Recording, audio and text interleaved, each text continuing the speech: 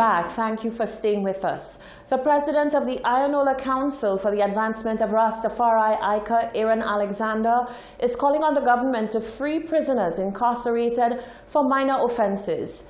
He is concerned about the possibility of a COVID-19 outbreak at the prison. Alexander says individuals incarcerated for possession of small quantities of cannabis should be set free. Don't wait for there to be an outbreak in the prison population and then now knee-jerk reaction and just now starting to look for who they'll release, who they'll not release and this and that. Now is the time to consider this kind of things before there's a calamity in the prison with an outbreak of that virus, because you never know who can bring it in there. Like the brother said a while ago, the prisoners there, they're not going and mingle with nobody, but a prison guard can bring it in there because the prison guard is out there. You know, people that go into the prisons for different reasons, they can bring it in there. So now is the time to even consider this kind of thing. Alexander says some very practical advice has been given by citizens to the government, but it seems to be falling on deaf ears. He argues that this is why the government has made missteps in rolling out effective COVID-19 protocols. All members of the Civil Service Association, CSA, have been informed that due to the COVID-19 pandemic and the current state of emergency, the CSA election scheduled for the 29th of April had to be postponed. The positions of Assistant Secretary, Assistant Treasurer, and Trustee are still open, and a deadline date for applications for these positions and a new date for CSA elections will be communicated to members as soon as the country resumes normal operation. The CSA is reiterating that COVID-19 is a very serious health crisis and all protocols set by the relevant authorities should be adhered to.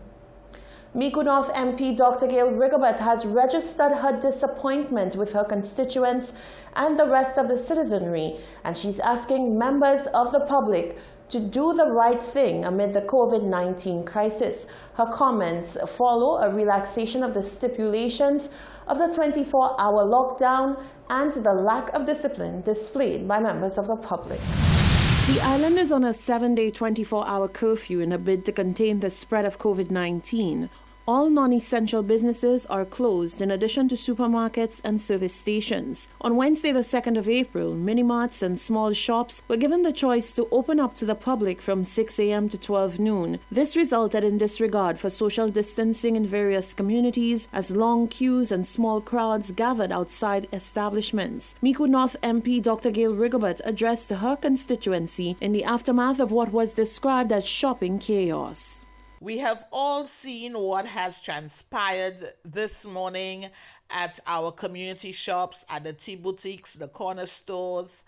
Please, I beg of you, let us not lose sight of the need to maintain social distancing in an effort to protect ourselves, our families, our frontline workers. The minister cautioned that the crisis cannot be allowed to get out of hand as the island is small and its healthcare system is not well equipped for an influx of COVID-19 cases or deaths. We do not want for this crisis to become any worse than it is already. Maintain social distancing. Dr. Rigobert, throughout her address, could be heard echoing the message to practice social distancing. She urged citizens to follow protocol to ensure their safety. Those of you who can and who do have masks, can you please wear them? I beg of you. COVID-19 is real.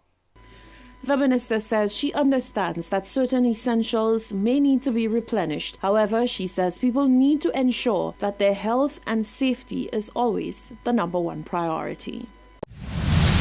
In other news, the Bahamas has reported its first death related to COVID-19.